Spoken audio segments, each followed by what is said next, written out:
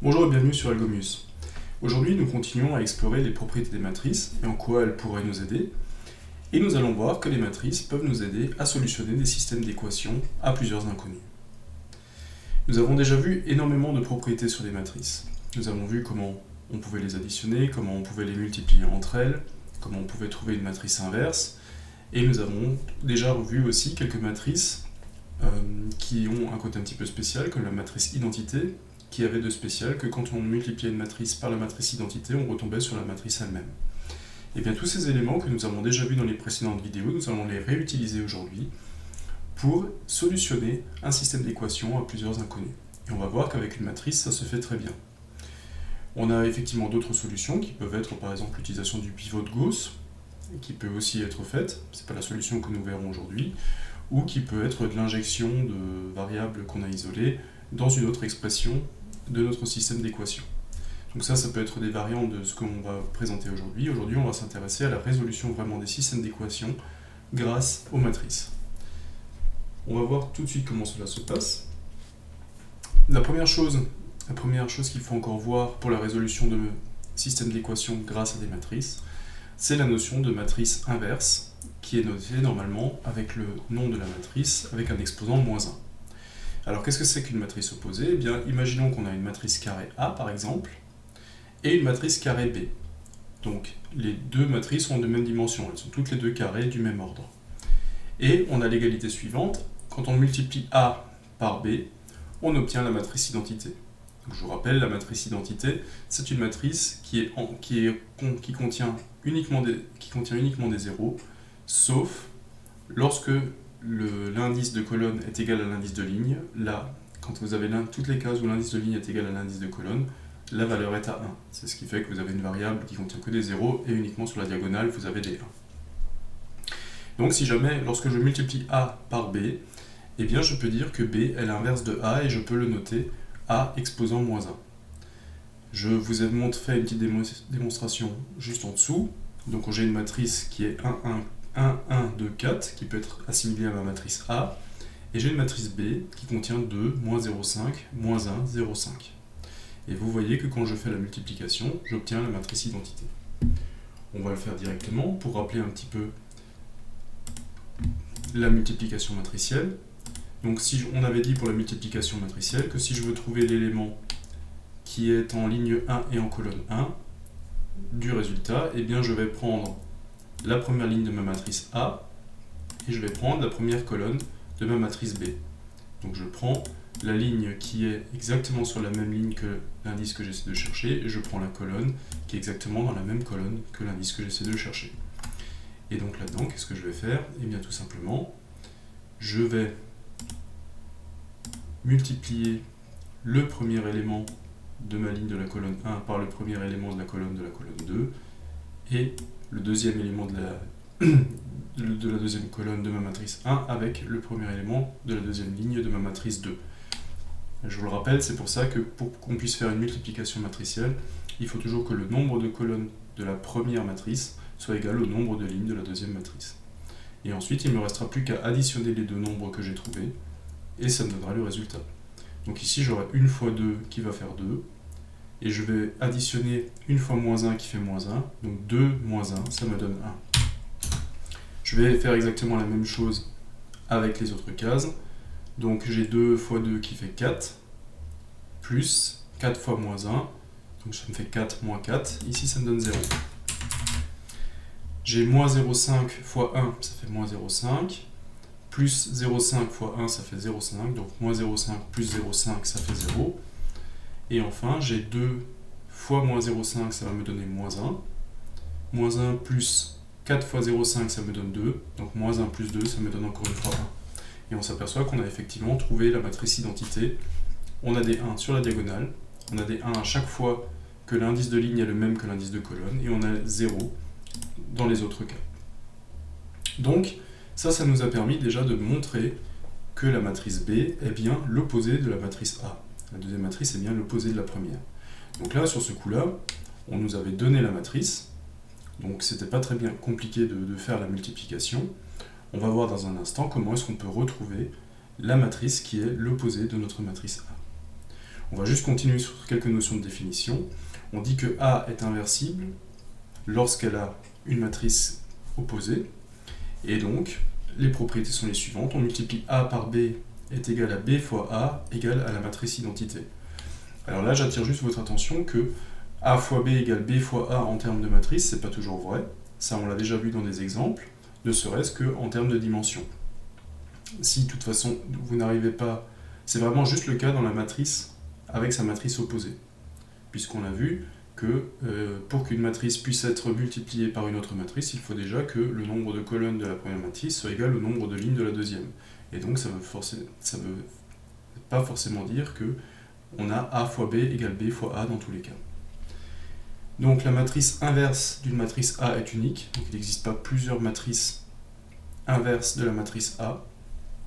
Et il ne faut pas confondre la matrice inverse que l'on note A exposant moins 1 et la matrice opposée que l'on note moins A. Les propriétés de la matrice opposée, je vous rappelle, c'est que quand on additionne la matrice à sa matrice opposée, on récupère une matrice qui ne contient que des zéros, une matrice nulle. Et on avait vu que c'est parce que chaque terme de la matrice A est en fait annulé par le terme opposé qui se trouve dans la deuxième matrice. Et donc on peut se poser la question, comment est-ce que je vais arriver à trouver ma matrice inverse ? Eh bien, tout simplement, par un système d'équations. J'ai repris ici ma matrice A, qui était 1, 1, 2, 4, je l'ai mise ici, et cette fois-ci, j'aimerais retrouver la matrice opposée. Et on va essayer de poser une équation, la matrice inverse, pardon. On va essayer de poser une équation qui va me permettre de retrouver ma matrice inverse. Donc, si la matrice dont je pars est d'ordre 2, c'est-à-dire qu'elle a 2 lignes et 2 colonnes, eh bien, je sais que la matrice inverse aura elle aussi 2 lignes et 2 colonnes. Et donc, je vais noter des inconnus A, B, C, D sur les 4 termes de ma matrice inverse. Qu'est-ce que je sais également ? Je sais également que si je multiplie une matrice par sa matrice inverse, je vais avoir une matrice identité. Donc je sais que le résultat est une matrice identité. Et donc je vais me servir de ça pour finalement refaire une multiplication, et cette fois-ci avec des inconnus. Donc je vais multiplier la matrice par sa matrice inverse qui contient que des inconnus, et cela va me donner un système d'exploitation. Oula, alors ça c'est vraiment un lapsus d'informaticien. Non, pas un système d'exploitation, ça va me donner un système d'équation. Donc, je vous rappelle, pour faire la multiplication matricielle, on va prendre le premier élément de la première ligne, on va les multiplier, on va multiplier également le premier élément de la deuxième colonne par le premier élément de la première ligne, et on va additionner le résultat de ces deux multiplications pour donner mon premier résultat. Vous vous souvenez, c'est ce qu'on avait vu en multiplication matricielle. Et donc, si je fais la multiplication matricielle, qu'est-ce que je vais avoir ? Je vais avoir une fois A, ça fait A, plus une fois C, ça fait C, égale 1, puisque je sais que normalement, la multiplication matricielle me donnerait le nombre qui est ici. Donc j'ai déjà une première chose que je peux écrire, que A plus C égale 1. Très bien. Je vais faire pareil pour toutes les cases de ma matrice. Donc j'aurai 2A plus 4C égale 0. 2A plus 4C égale 0. Ensuite j'aurai B plus D égale 0.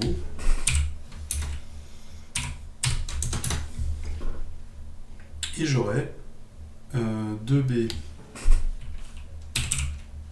plus 4D égale 1. Voilà, et là je me retrouve avec un système d'équations où j'ai 4 inconnus et 4 équations, donc normalement je devrais pouvoir arriver à le résoudre. Et ça va se résoudre assez bien, je vais juste prendre un autre pad à côté. Si j'ai A plus C égale à 1, eh bien je sais que je peux isoler par exemple A. Je peux isoler A et dire que A est égal à 1 moins C. Ça, j'ai le droit de le faire. C'est-à-dire que j'enlève C de chaque côté. Donc A plus C moins C, ça me rend A. Et du côté droit, 1, et bien si je lui enlève C, ça fait 1 moins C. D'accord. Et donc, il me suffit de le réinjecter, finalement, dans l'autre partie. j'ai l'expression 2a plus 4c égale 0, et bien là, je peux injecter mon a qui vaut 1 moins c, et donc ça va me donner quoi? Ça va me donner 2 facteur de 1 moins c plus 4c. Il me reste à résoudre ça. Ça, c'est égal à 2 moins 2c plus 4c.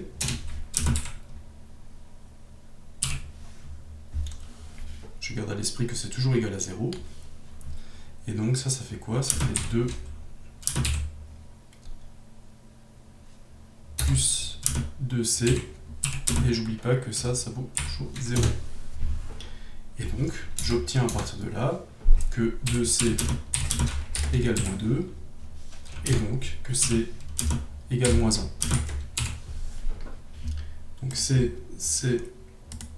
l'élément de la deuxième ligne, première colonne, c'était moins 1. On voit que c'est exactement ce qu'on avait ici. On avait bien moins 1. Et donc, à partir de ce moment-là, il me suffit de réinjecter le moins 1 dans la première équation que j'avais. J'avais une équation qui disait que a plus c égale 1.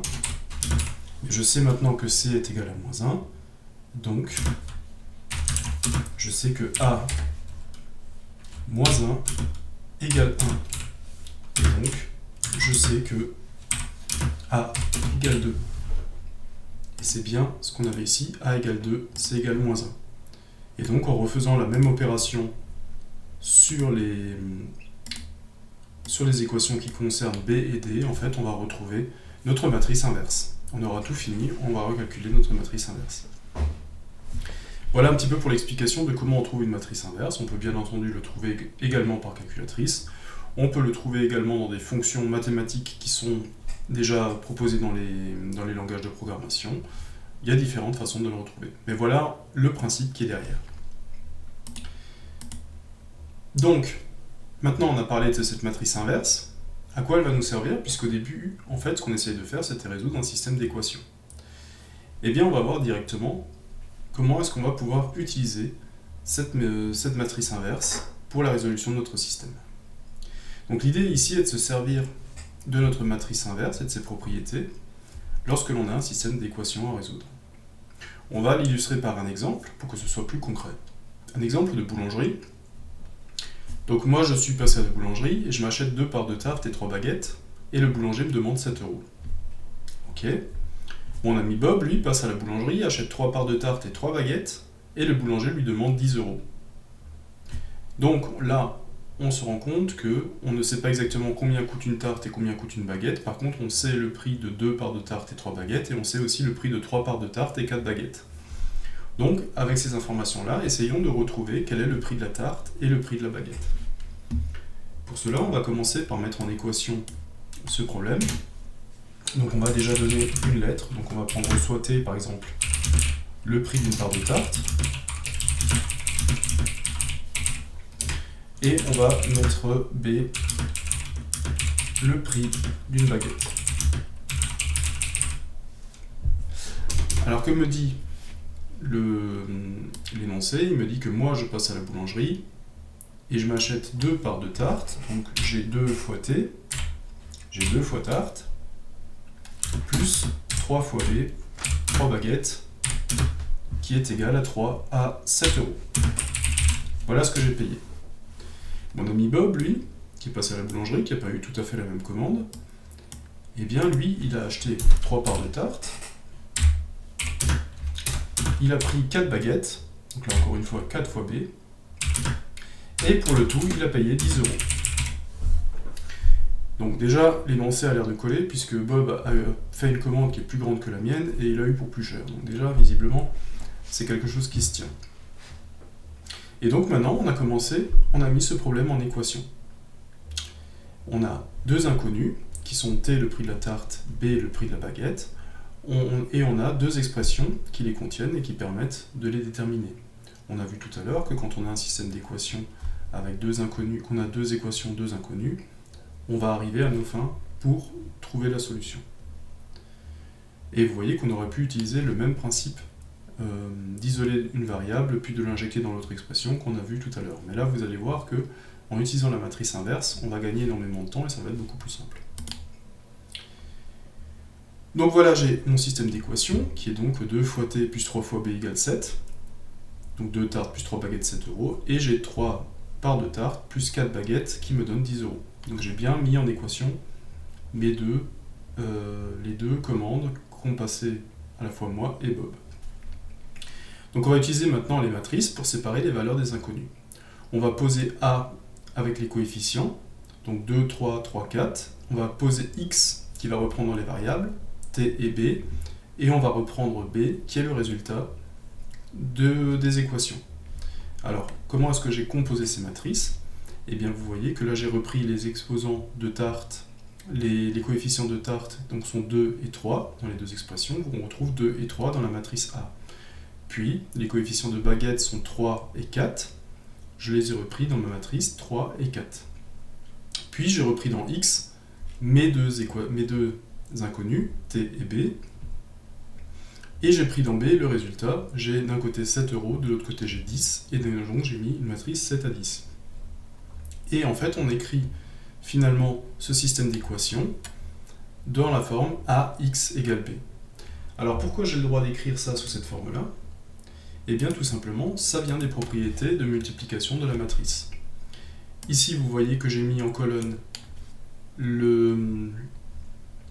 les coefficients de tarte. Ici, j'ai les coefficients de baguette. Et on voit avec la multiplication matricielle que quand je vais multiplier ma matrice par la matrice X qui contient finalement les variables, eh bien je vais me retrouver avec mon système d'équations. Par exemple, si je reprends, vous commencez maintenant à connaître la multiplication matricielle, je vais multiplier mon 2 ici qui correspond à 2 tartes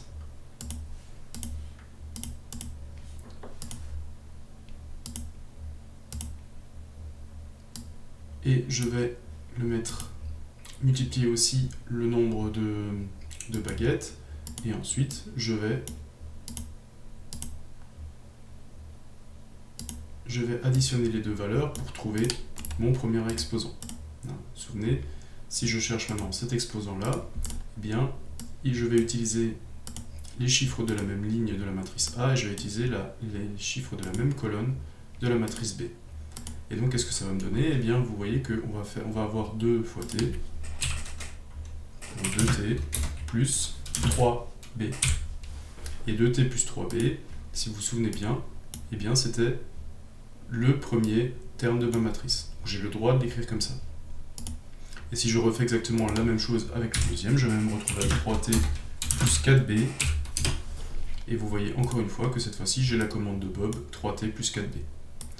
Et ça, dans l'énoncé du problème, on le sait, ça, c'est égal à 7, et ça, c'est égal à 10.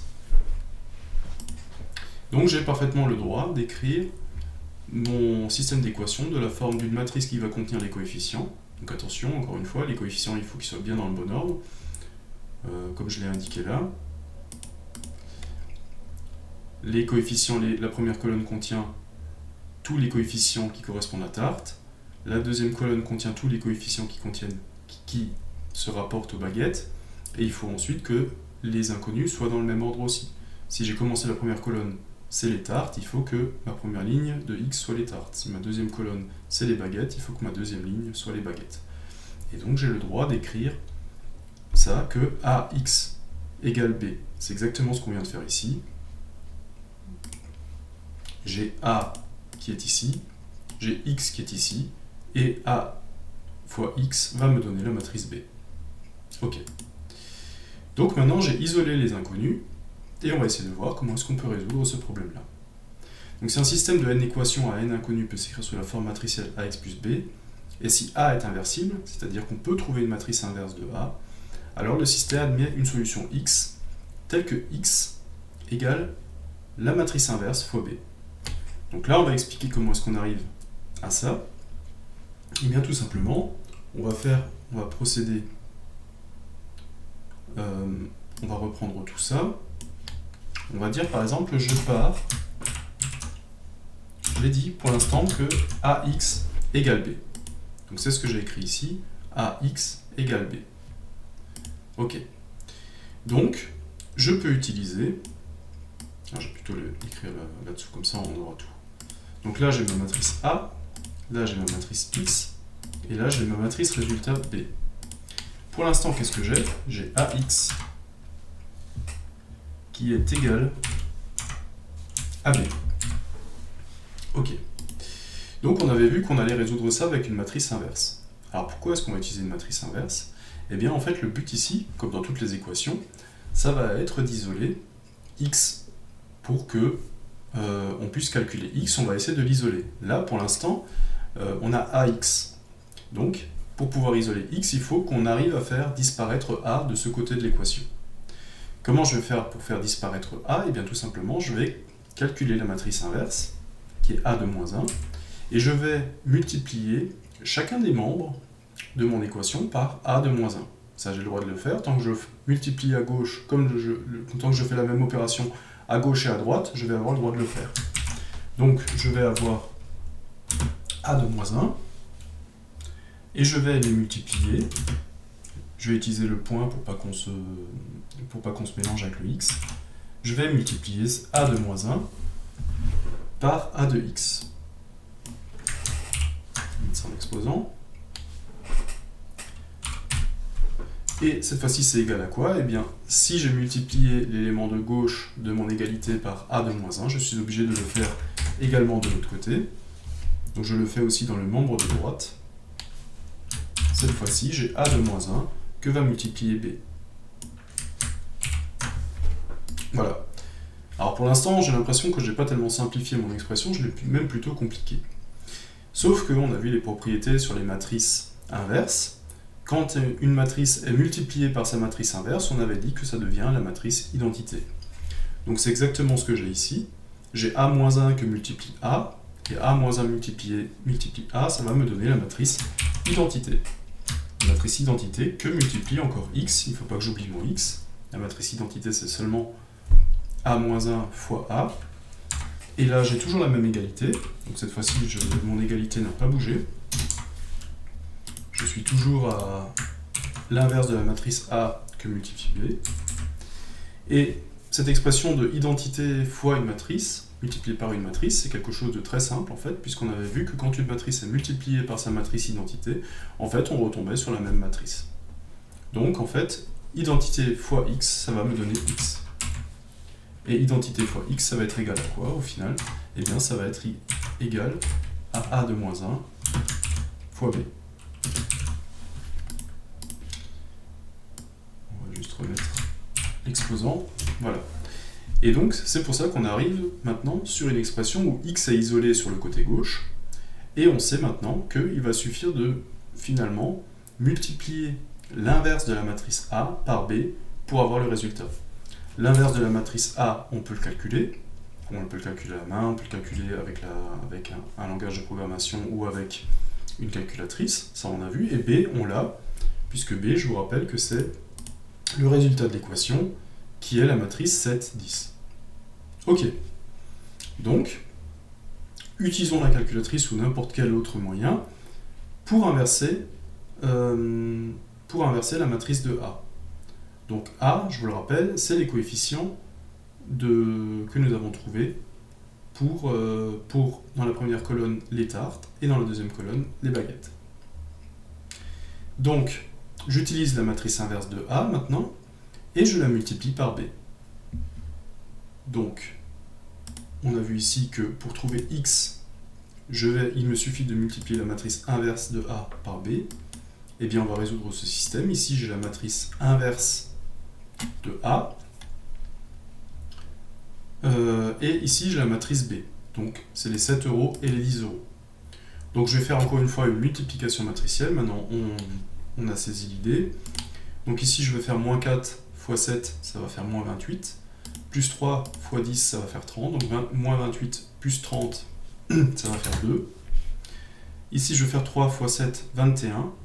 21 plus moins 2 fois 10, ça va faire 21 moins 20. Ça va faire 1. Et donc le résultat de ma matrice, tout simplement, celui-là, eh bien, c'est égal à ma matrice X. Et la matrice X, si vous vous souvenez bien, on l'avait définie en tant que T et B. Donc, le prix d'une tarte, le prix d'une baguette. Et donc, de 1, c'est égal à T et B. Et de ça, on peut donc déduire que T égale 2, B égale 1. Donc, il m'a mis des majuscules, évidemment. Et donc, en fait, on a, puisque le problème qu'on avait posé, c'est que T était le prix d'une part de tarte et que B était le prix d'une baguette, et bien on se retrouve avec le prix d'une tarte est à 2 €, le prix d'une baguette est à 1 €. On peut vérifier ça directement. Il suffit de reprendre ce qu'on avait dit. On avait dit que 2 parts de tarte plus 3 baguettes est égal à 7. Si on reprend ici pour vérification, on sait maintenant qu'une part de tarte vaut 2 et qu'une baguette vaut 1 €. Donc on aurait 2 fois 2, 4, plus 3 fois 1, 3. Donc 4 plus 3, ça nous donne bien 7.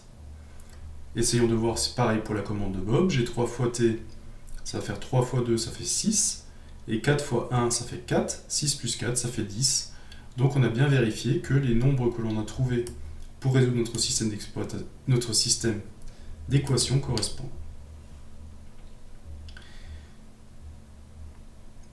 Voilà, donc on arrive bien sur la conclusion de notre système de résolution d'équations. On a le prix T d'une part du tarte qui est à 2 € et le prix B d'une baguette qui est de 1 €. Et on a vu qu'on a résolu tout le système d'équations finalement grâce à une matrice inverse. Donc il y a des choses que l'on peut encore vérifier. Si on devait faire une petite transition avec le Python, on pourrait essayer de voir aussi comment est-ce qu'on pourrait vérifier certaines des propriétés.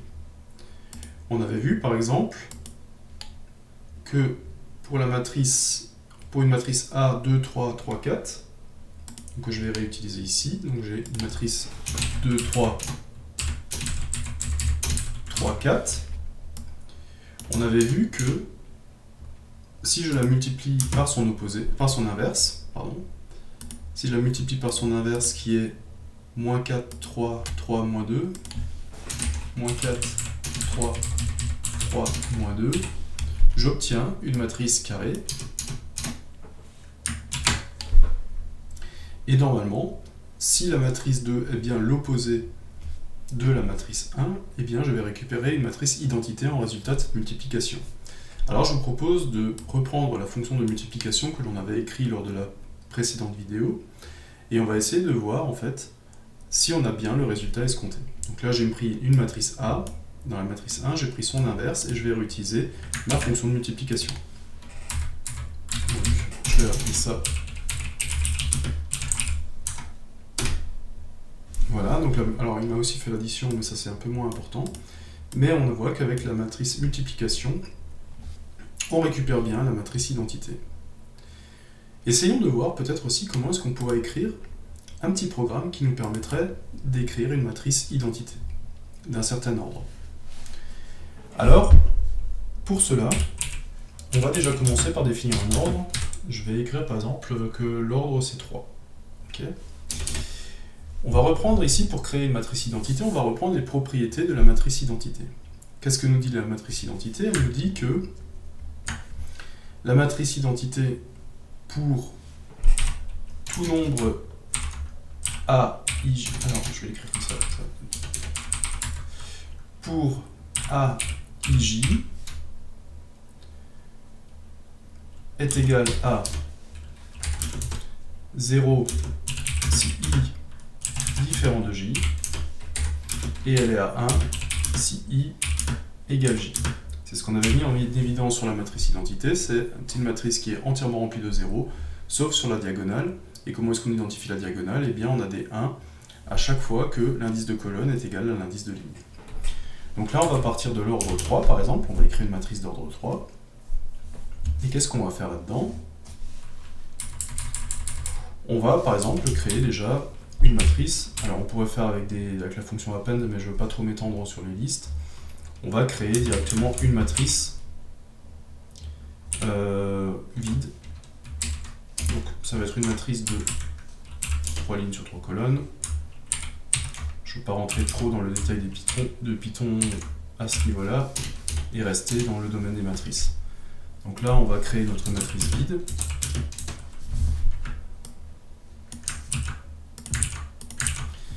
Et qu'est-ce qu'on va faire là maintenant? Eh bien, on va parcourir notre matrice, tout simplement, avec une boucle for, puisqu'on connaît déjà la dimension de la matrice. Donc on va prendre un indice qui va parcourir les lignes. Donc for i in range, on va utiliser l'ordre. On va avoir une matrice qui va parcourir les colonnes. Alors comme on est sur une matrice carrée, là aussi, on va parcourir la dimension de l'ordre. Et on va tout simplement mettre cette condition en place, de dire que if i égale j. Alors qu'est-ce qui se passe à ce moment-là? Eh bien tout simplement, on va mettre m1 de i j. Qu'est-ce qu'on va mettre dedans? Eh bien, on va mettre 1. Voilà. Et normalement, ensuite, on va juste afficher la matrice.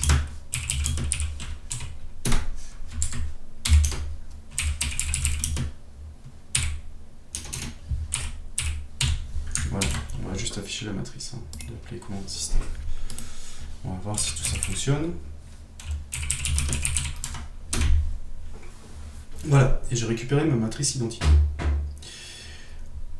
Là, on peut quand même se dire, en regardant comment j'ai écrit cette fonction-là, on pourrait quand même se dire c'est assez étrange parce qu'en fait, on va parcourir toutes les matrices en ligne, on va parcourir toutes les matrices en colonne, et on va faire quelque chose uniquement lorsque l'indice de ligne est égal à l'indice de colonne.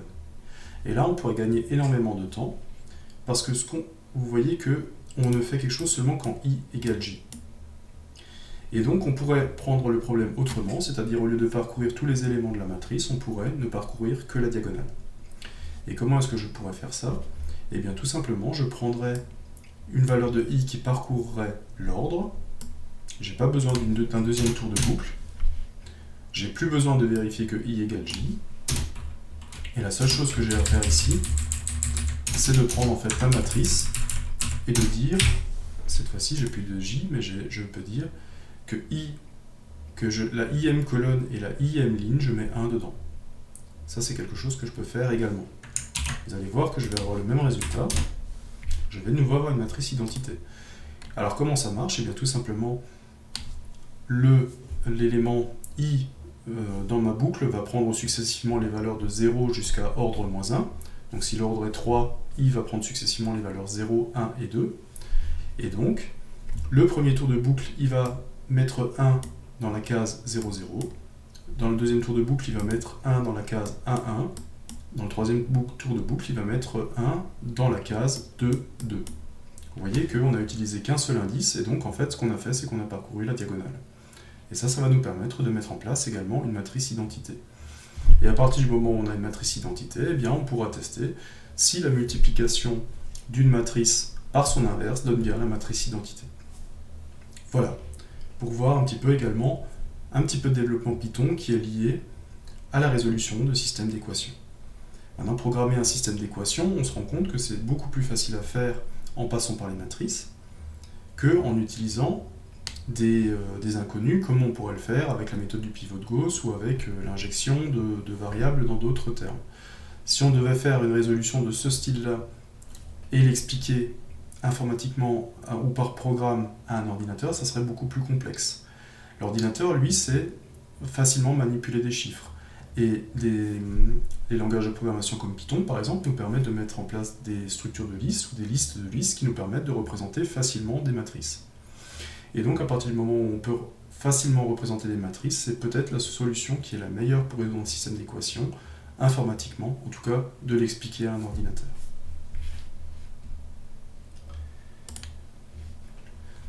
Donc on en termine avec ce chapitre sur cette introduction sur les matrices. Nous avons vu au travers de ces 3 vidéos énormément de choses. Nous avons mis à jour des propriétés de certaines matrices, des matrices qui pouvaient être lignes, des matrices qui pouvaient être colonnes, des matrices qui pouvaient être carrées.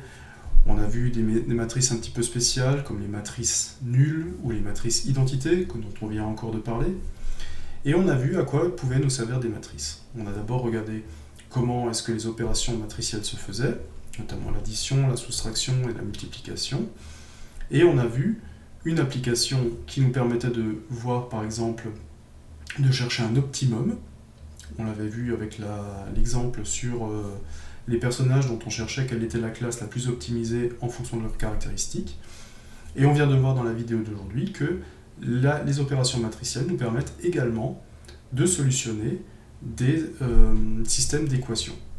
Donc la matrice, c'est quelque chose qui est vraiment bien utilisé parce que c'est quelque chose que l'ordinateur comprend très facilement. Il manipule très facilement les nombres et il manipule très facilement les structures plus complexes à base de nombres. Et vous avez vu qu'on peut le programmer très facilement dans un langage comme Python, à la fois définir une matrice identité, à la fois faire une multiplication matricielle, donc c'est des opérations qui fonctionnent très très bien dans un langage de programmation.